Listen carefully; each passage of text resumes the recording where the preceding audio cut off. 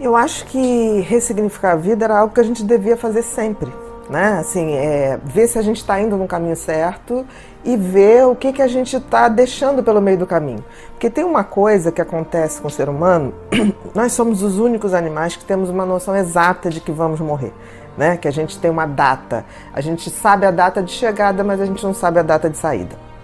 O que acontece é que para a gente viver, é como se o cérebro tirasse essa informação de que a gente é finito, de que a gente vai morrer.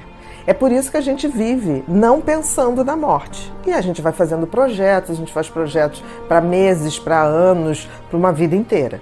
É uma certa, como é que eu vou dizer, uma proteção, né, que o cérebro faz no sentido da gente ir vivendo para a gente não ficar com aquela coisa mórbida de pensar que tem um fim. Por um lado, isso deixa a gente viver a vida muito mais solto, mais leve, poder de fato fazer planos sem estar pensando nessa sombra, digamos assim. Mas também faz com que a gente deixe de ter isso, que é ressignificar a vida, que é redimensionar a vida, que é absolutamente importante. Porque assim, a gente pode viver várias vidas numa mesma vida. Do momento que a gente para e fala assim, peraí, o que eu estou fazendo com a minha vida? Né? A gente tem várias possibilidades, a vida não é uma fatalidade. Tipo assim, escolhi uma profissão, escolhi um casamento, escolhi coisas que são eternas. Não são, porque nem nós somos. Então, assim, é bem comum que as pessoas façam esse processo de reavaliação quando elas se deparam com alguma coisa que deixe muito claro a sua finitude. Então, assim, em coisas trágicas, em que as pessoas perdem tudo, ou vivenciam uma situação de muita dor, uma tragédia coletiva, né, como um desabamento, como enchentes, isso ocorre muito, que é tipo assim, o que resta, o que eu vou fazer da minha vida? Ou então, quando as pessoas se deparam com alguma doença ou alguma coisa que elas falam assim, nossa, agora é sério, agora eu posso realmente não mais viver. E aí é nessa hora que as pessoas se fazem perguntas do tipo, eu vivi uma vida até agora que eu queria, o que eu estou fazendo está dando sentido à minha vida, o que eu deixei de fazer que eu faria mais? Então, assim, é um momento de muita reflexão. É interessante você estar falando isso, sim, eu acho que o que ele quis dizer é isso, né? Que a gente não pode estar esperando o tempo todo o momento ideal para ser feliz, o momento ideal para dizer eu te amo, o momento ideal que a gente vai realizar determinados sonhos.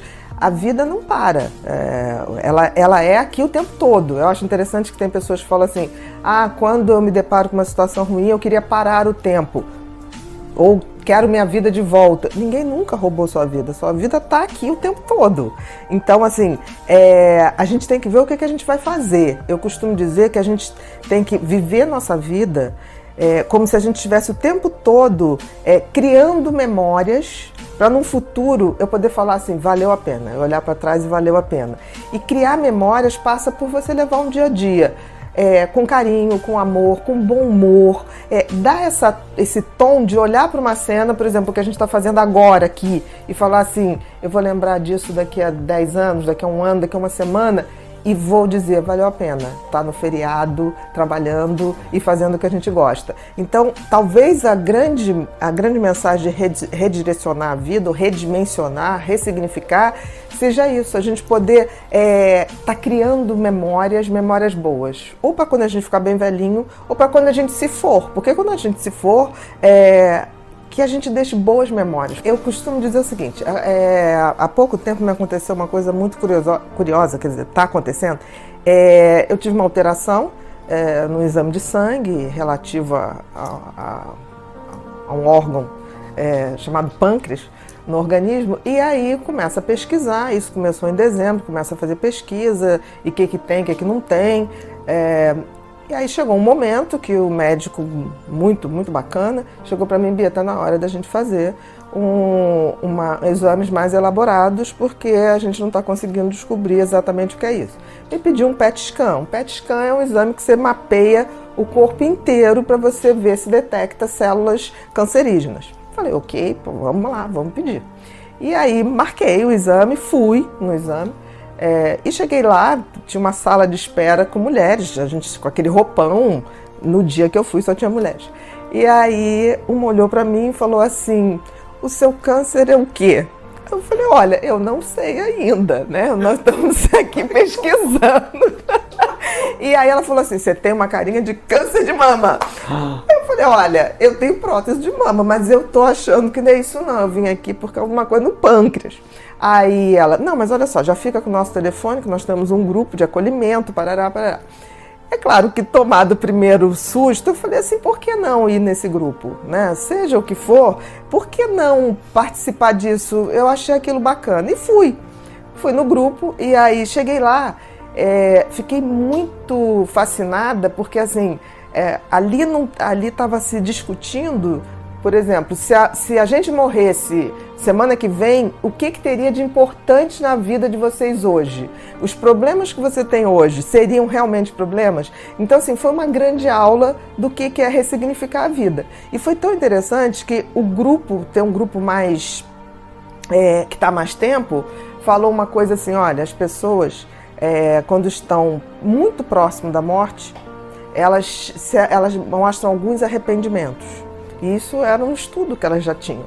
Primeiro, gostariam de ter tomado atitudes considerando mais as suas necessidades do que os outros. Então elas falavam muito assim, queria ter feito coisas que agradassem mais a mim, menos ao meu marido, menos aos meus filhos, porque hoje os filhos estão criados, o marido está numa carreira brilhante e eu estou aqui sem ter algo que eu diga assim, isso é um propósito de vida meu, independente do coletivo. Então, tomar mais atitudes que sejam condizentes com a sua essência. A segunda coisa que elas falaram, que eu achei muito interessante, é que elas queriam ter tido mais tempo para estar com os amigos, que é essa família que a gente escolhe, né? Que é a família do amor. Os amigos são a grande família do amor que a gente tem. E queriam ter tido mais tempo para isso. E outra coisa que elas falaram, queriam ter dito para as pessoas, mais eu te amo, né? Quando ficavam naquela coisa, não vou dizer eu te amo, porque senão a pessoa vai ficar convencida, não vou dizer isso, não vou dizer aquilo. Então, essa coisa mais explícita, essa coisa mais sincera, né? E queriam ter perdido menos tempo comprando coisas e vivenciando coisas. Então, por exemplo, de estar numa praia, no pôr do sol, para ver aquele pôr do sol. Porque o pôr do sol tem todo dia, mas a gente nem se toca. Todo dia o sol se põe, todo dia ele nasce. Então eu achei muito bacana, foi uma experiência que eu ainda estou vivendo nesse processo de busca, mas eu acho que já está valendo muito a pena, né? Seja o que for que vai vir, eu vi assim que a gente precisa fazer isso um hábito mais salutar. Não esperar uma situação de adoecimento ou trágico para que a gente possa rever nossos pontos de vista. Porque a gente pode fazer isso todo dia. A gente pode, inclusive, fazer isso um ato de meditação. Quando eu levanto e falo, como é que está a minha vida, né? Como é que eu vou fazer minha vida hoje? Como é que eu vou ser feliz hoje? Independente de qualquer circunstância. Porque assim, a gente sempre pode dar um jeito de ser feliz e dar outro significado à vida. É a coisa da física quântica, tem todas as possibilidades. Agora a gente tem que saber escolher qual é a melhor possibilidade. Então assim, eu estou muito grata a tudo que está acontecendo, porque eu tenho um hábito de rever meus pontos de vista, mas eu acho que isso estou fazendo um intensivão. E está valendo muito a pena. Por exemplo, eu não tenho grandes arrependimentos, mas eu tenho grandes coisas que eu vi que está na hora de pegar alguns telefones e redimensionar algumas pessoas na minha vida. E vou fazer isso com o maior amor. Espiritualidade tem a ver com sermos melhores e entendermos que nós passaremos, mas a humanidade continua. E a gente tem que ter o compromisso de passar o bastão para as pessoas que virão. Se eu me ponho no mecanismo absolutamente egoísta, né? Uso todo o meu circuito de sobrevivência para competir, para querer o mal do outro, para não ter a gentileza, eu seguro o conhecimento, eu estou adoecendo, sem perceber. E isso não é o meu só, meu ponto de vista. As pessoas estão adoecendo exatamente por isso. Vamos ter muitos mais quadros de ansiedade? Vamos, porque as pessoas ainda não entenderam que estamos de passagem. E a evolução espiritual, no fundo, seria a nossa conexão com tudo que há de melhor no universo. uns chamam de Deus, outros chamam de Alá, outros chamam dos orixás, não tem a menor importância. A importância é que a gente possa se conectar com essas energias para que a gente se reabasteça e possa dividir isso entre todos nós. Existirá adoecimento? Sim, mas muito menos, porque a gente vai praticar o desapego. O desapego de não sermos eternos, de não termos a pretensão de mudar as pessoas. As pessoas mudam quando elas querem. E eu não conheci nunca algo mais revolucionário do que o conhecimento. A gente não deve aceitar aquilo que dizem para a gente. A gente deve estudar para que a gente possa, de fato, dizer: eu estou agindo assim porque isso me faz bem. Por exemplo, se você praticar uma gentileza, você vai se sentir bem. Aí você vai falar assim: não me senti tão bem no início. Faça a segunda, faça a terceira. Porque o mecanismo da competitividade, do medo, ele está acionado há muito tempo. Os mecanismos da gentileza, da empatia, da compaixão, ele precisa ser ativado. Até porque a gente entende que não dava para ser tão empático ou gentil num planeta que a gente não tinha nada, a gente não tinha como comer, a gente não tinha como se abrigar, a gente não tinha como fazer essas coisas. Mas hoje nós temos. E o que a gente está fazendo? A gente se comporta como crianças que querem seus brinquedos sozinhos para a gente. Enquanto qualquer um no mundo estiver mal, nós também estaremos. É difícil raciocinar assim, mas a física quântica prova que não estamos desconectados de nada. Ao ferir uma pessoa, você se fere também. Ao fazer mal para uma pessoa, pode ter certeza que você estará fazendo mal para você também. Se a gente não entender que essa base do adoecimento está na nossa mão, está no nosso conhecimento, a gente vai evoluir para adoecer. Eu nunca vi uma pessoa que esteja ciente do sentido da vida real, do propósito da vida real, e que acredite na transcendência da vida, energeticamente falando, que pare para adoecer. É difícil. Mas a grande dificuldade é que a gente tenha essa noção. Então, assim, eu peço a vocês que, se não levarem nada daqui hoje, que levem, que se respondam: qual o sentido da minha vida? Se você responder só coisas práticas, tem alguma coisa errada. O seu filho, a sua família, isso tudo é o meio, mas não é o fim do sentido da vida. O sentido da vida é muito maior. E aí, se a gente pensar bem, tem um toque divino na evolução espiritual? Acho que sim. Eu chamo Deus do designer do universo, por quem eu tenho profunda admiração. Principalmente porque ele criou e fez a coisa mais extraordinária do mundo, que é o nosso cérebro. E aí eu deixo com vocês uma imagem que eu acho que vale mais do que 1000 palavras, que é a imagem de Miguel Ângelo, do quadro lindo que está na Capela Sistina, que é a criação do primeiro homem, né? E reparem um detalhe, não sei se vocês estão vendo aí, estão vendo Deus lá no cantinho? Vocês repararam que Deus está dentro de um cérebro? É um cérebro isso aí, gente. De alguma maneira, Deus fez a sua melhor criação, o cérebro humano. E isso tem algum motivo. Talvez porque ele, através dele, se comunique com a gente. Mas a gente tem que abrir os portais desse cérebro de forma a sermos mais humanos na acepção mais concreta e transcendente da palavra. Porque o que é sabedoria? É eu ter uma noção de como o mundo funciona, quem sou eu, qual o meu papel nesse universo e fazer isso no tempo certo.